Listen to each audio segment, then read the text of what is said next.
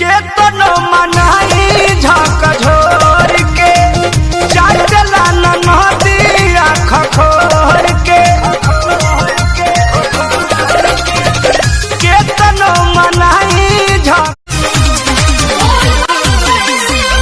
रीम झीम बरसता सावन के बदरिया बांधी दाना माथे भोले नाम के अभी कहो तैयारबा सखी हो घरे धक धक करता करे जा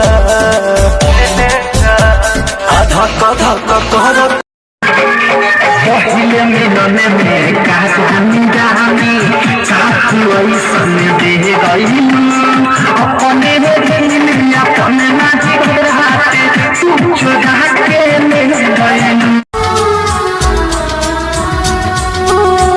तेरे बिन मजनू ये लैला मरी मेरे दीदार कैसी मोहब्बत।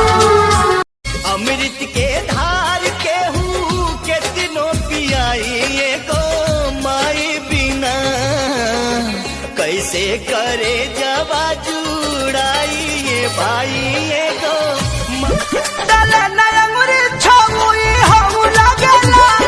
हाजीपुर का केला न महू लागेला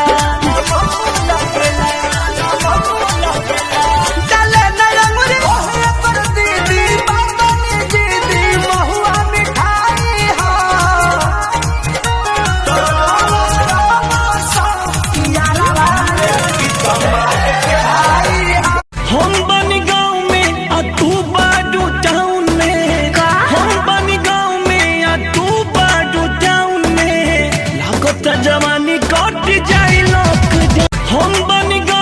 ए तू का करा तारा? हम पबजी खेलता नहीं। तू तो पबजी कबो ना खेलेला। भूले खातिर लबदी रे खेली दिन रात पबजी अरे लागे कि कौनो कोट जवानी के डायल कइले बा अरे लागे कि कौनो कोट जवानी के डायल कइले बा हरदिया पीता ये ननदो। हेलो हेलो बोल ना रे। रात भर चारा पर लिखले बानी आई लव यू। माने एक रात ना रहनी था। अरे लेकिन तो तोर बाप बतैले रहे कि हमार बेटी अंगूठा छापा। मोर होत नहीं खेसादी जीजा जी उपाय लगा दी एगो सुघर लइका खोज के हमरो मंगिया सजवा दी।